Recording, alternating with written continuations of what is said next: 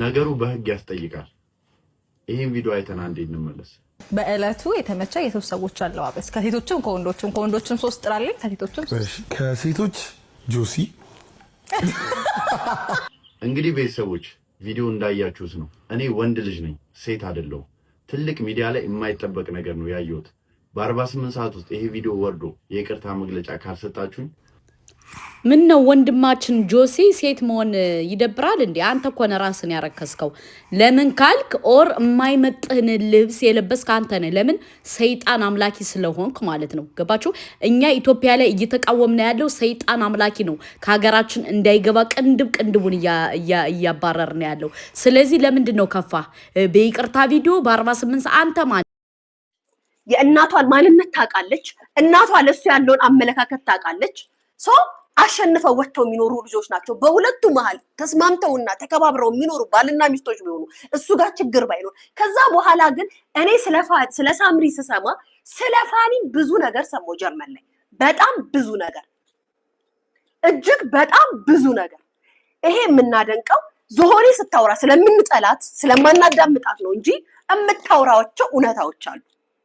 ፋኒ ምን ሲያረግ እንደነበረ ምን እያደረገ እንደነበር እሱ የራሳቸው ጉዳይ አያገባኝም። ባልና ሚስት ናቸው። የሰው ልጅ ሲጣላ ብዙ ነገር ሊያደርግ ይችላል ምናምን። ሁላችንም በህይወታችን ስተሰርተን ስለምናልፍ እንደዚህ አይነት እንትንስ መግባት አልፈልግም። ከዛው ቁጭ ብዬ ማዳመጥ ጀመርኩ። እንዴ እውነት አላት እኮ በዚህ ልክ የዋ ሊሆን ከሆነ እቺ ልጅ ምን ጎሏት ነው ታዲያ ከዚህ ሰው ጋር እልያያለሁ ብላ እናቷ ጋር ልጅ ይዛ ሄደችው። እቺ ልጅ ታሳዝናለች። አሰላሙ አለይኩም ወራህመቱላሂ ወበረካቱ። እንዴት ናችሁ? ሰላም ናችሁ? ለመልካም ሁሉ ሰላም አለው አልহামዱሊላህ። የጂጂን ኪያና የሊያሾ የተጣሉበትን ከዛሬ 11 ዓመት በፊት ልንገራችሁ። ሊያሾ የጂጂ ልጅ ሳይሞት ሞተ ብላ በኢትዮ ፖስታ በዛ ነው ቂማቸው። አሁን ደግሞ ሊያሾ ጀሱ ልጁን ሰድባ ልጁን አዋርዳ ከጂጂኪያ ጋር መታረቅ ስለፈለገች ነው እንጂ ፋኒ እውነት ልቦና ሻቃል ምንም እንዳላረገ ማለት ነው። ለሊያሾ አድርሱልኝ። ገባችሁ? ለምን አንቺ አሁን ጂጂኪያ ጋር መታረቅ ስለፈለግሽ ያንን ነገር በቃ ማሻሻል ስለፈለግሽ ነው። ገባሽ?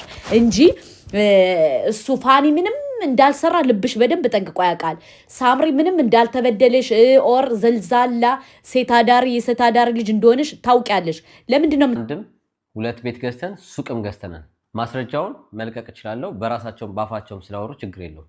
በዛ ላይ ትልቁ ውሸት እኔ እንዳልመሰገን ወይ እኔ እንድወርድ እኔ እንድከስር ተብሎ ሱቁ ተቃጥሏል ምናምን ተብሎ ተወራ። ይሄ ግን ውሸት ነው። ማስረጃም ካስፈለገ ማስረጃ ማሳየት ይችላል። ሌላው የሰው ልጅ የሚገርመው ኢጎ በጣም ሲያጠቃችሁ ማመስገን ወይ ሰውን ልጅ አፕሪሺየት ማድረግ ይሄ ነገር ተደርጓል አፕሪሺየት ማድረግ ስላልፈጠረባቸው ሰው ማድነቅ አይችሉበት። ሌላው የዛሬ 20 ዓመት 30 ዓመት የምመሰገንበት ስራ ስለሰራው እሱን ለእናንተ ልትሆኑ። ሌላው ደግሞ አጠቃላይ የእሱን ጉዳይ እኔን የምጨርሰው እኔን የምጨርስለት እኔ ጉዳዩን ማስፈጽመው ምናምን ፍጹም ከእውነት የራቀ ነው። አንደኛ በቂ የሆነ ጀርመንኛ እችላለሁ። እኔ እዚህ ሀገር ከመጣሁ የዛሬ 8 ዓመት ይሆነኛል። ሌላውም እኔ እዚህ ሀገር በመኖርኩበት ሰዓት ትክክለኛ ትምህርት ቤት ገብቼ ልክ ከሰባተኛ ሰው እንደሚማረው ተምሬ 4 ዓመት ትምህርት ቤት አሳልፌ የራሴን ቋንቋ በስርዓት መናገር የምችል ሰው ነኝ። የራሴንም ጉዳይ ለኔ ትናንሽ የሚባሉ ጉዳዮችን በራሴ መጨረስ የምችል ሰው ነኝ። ሌላው ደግሞ አንድ ማከብራት እንደ እህትም እንደ እናትም ማያት ለሁሉም እዚህ ሀገር ለሚኖሩ ጀርመን ላይ ላሉ አበሾች እኔ ብቻ ሳይሆን እዚህ ሀገር ላሉ በአጠቃላይ አበሾች ከጎን የቆመች እህት ሁሉን በመታገዘኝ እሷ ነበረች። በወረቀት ጉዳይ በፍርድ ቤት ጉዳይ በአጠቃላይ የሚመጣልኝ ነገር እሷ ነበር ስጨርስልኝ ነበር። እንኳን ለኔ አይደለም ለሷም ጭምር የምጨርስላት ሁሉ ነገር የምታስተካክልላት እሷ ነበረች። እንዲያውም እኔ የኤርትራም ወደ ኢትዮጵያ ስቀይር አንዳንድ ያገዘችኝ ፍርድ ቤት ድረስ ቆማ ያገዘችኝ አንድ መወዳት ማከብራት እህቴ እሷ ናት። ትናንሽ ነገሮችን ማንም እኔ መጨረስ እችላለሁ፣ እሷም መጨረስ ትችላለች። ማንም የሚያስፈልገው አይደለም። እኔና እሷም ልዩነት የ3 የ4 ዓመት ልዩነት ነው። በዛ ላይ ብንተባበርም አንዱ ለአንዱ ቢያደርግ ይሄን ያህል ትልቅ ድንቅም ብርቅም ነገር አይደለም ትዳር እስከሆነ ድረስ። ሌላው ደግሞ ብዙ ጊዜ አንተ ወንድ አይደለህም እቃ እንደዚህ ነው እያላችሁ ሞራሌን ለመስበር ብዙ ጊዜ ሞክራችኋል። እኔ ግን የማውቀው ጀግና ወንድ እንደሆንኩ ነው። ጀግናም ስለሆንኩ ነው 2 ልጅ የወለድኩት። እናም በዚህ ጭንቅላቴን እጎዳለሁ ብላችሁ አታስቡ። ካሁን በኋላ እንደውም ካስፈለገ 5-6 ልጅ መውለድ እችላለሁ። ግን አንዳንድ ሰዎች አሉ መከበር እንጂ ሰው ማክበር የማይወዱ። በጣም ታግሻለሁ። ዛሬ ንቄ ትቼዋለሁ። ካሁን በኋላ ግን ምንም ነገር እንደማላልፋችሁ ነው የምነግራችሁ። እኔ እስከዛሬ የማንንም ክብር አልነካውም። ያዋረደችሽም እናትሽ ናት። እንዳልሆንሽም አርጋ የማይሆን ቦታ ደረጃ ላይ ያስቀመጠችሽ እናትሽ ናት። ስለዚህ ካሁን በኋላ ተጠንቀቁ ለምታረጉት ነገር። በዛ ላይ ለሱ ብዬ የመጀመሪያ ትምህርቴን አቋርጫለሁ የሚለው ውሸት ነው። ራስሽ በጣም ከበደኝ ብለሽ ያቋረጥሽውን ትምህርት እሱም በእናትሽ ዲፕሬሽን ወይ ስትረስ ውስጥ ገብተሽ ባቋረጥሽበት ምክንያት እኔ ላይ በሱ ምክንያት ነው ትምህርቴን ያቆምኩት ምናምን። እኔ በሰዓቱ የምትይጂበት አተሽ እኔ ቤት እንድታርፊ ተባበርኩሽ እንጂ ምንም ያስገደድኩሽም ነገር የለም። አሁን ደግሞ ሌላው እዚህ ጋር እንድትስሉ የሚፈልገው ነገር መንጃ ፍቃድ የለውም ብላለች። ኦኬ ይሁንላት። መኪና የተገዛው ለሷ ነው ማለት ነው። እዚህ እዳ የሚባልበት ምክንያት ምኑ ጋር ነው? መኪናው ለሷ ከተገዛ ትንሽ መኪና እኮ መገዛት ይችል ነበር። በቅድሚያ አሰላሙ አለይኩም ወራህመቱላሂ ወበረካቱ። እንዴት ናችሁ? ሰላም ናችሁ? ለመልካም ሁሉ ሰላም አለው አልሐምዱሊላህ። ትዳር ላይ ስትኖሩ ተከባብራችሁ ተሸፋፍናችሁ ምን ብላችሁ ነው መሰለን። አሁን እኛ እዚህ ካናዳ ከገባው እንግዲህ 2 ዓመት ሊሞላኝ ነው እኔ ማለት ነው። ገባችሁ? እኔ መኪና አልያዝኩም። ለምን ካላችሁ ቅድሚያ ለባሌ ስለሰጠሁት።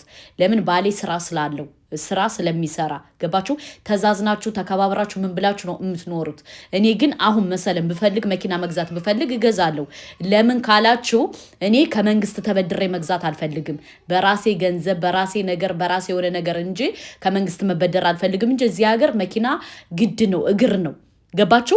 ግን እነ ጂጂኪያ በጣም አብደዋል። በተለይ ጂጂ ማለት ነው። የልጅሽን ትዳር አፍርሰሽ ለምንድን ነው በዚህ ደረጃ የምታብጁ? ገባችሁ? በሁለተኛ ደረጃ ደግሞ ጠይቆኝ እንደዚህ ብሎኝ ብለሽ ጂጂ ራስሽ አዋርደሻል። አንቺ ክብር የለሽም፣ ትልቅ ሰው አይደለሽ። ጎግቶ የመሰልሽ ሰውዬ ትዳሯን አፍርሰሽ አሁን ነገ ወዲያ ልጅሽን ሳምሪ ልታገቢያት ነው ወይስ እንትን ልትያት ነው? ሳምሪ እኮ የአንቺን ታሪክ ነው የደገመችው፣ የራስሽን ታሪክ። ቢያንስ እኮ ወልደሽ ለማሳደግ ሞክሪ። ሁለተኛ ደግሞ ፋኒ በጣም ጎበዝ ጀግና ነው፣ አስተዋይ ነው። ለምን እንደናንተ ልጆቹን ጥሎ አይደለም የሄደው፣ ልጆቹን ቁጭ ብሎ እያሳደገ ነው። ያንቺ ልጅ ግን ኢትዮጵያ ሂዳ ጭራሽ ሌላ ወንድ ጠብሳን የመጣችው እናውቃለን እኮ ብዙ መረጃ አለን። እና ፋኒን በጣም ልታደንቁት ይገባል። ከምሬ ነው መነግራችሁ ወላሂ። ጂጂኪያ ራሷ ተናግራለች። ኢትዮጵያ ሂዳ ሌላ ፍቅረኛ ይዛለች ብላለች ሳምሪን። አያችሁ? ልጆቿን ጥላ ሌላ ፍቅረኛ እንደዚህ ነው። በሁለተኛ ደረጃ ደግሞ ራስሽ የከበደሽን ትምህርት ወደ ፋኒ አታላክኪ።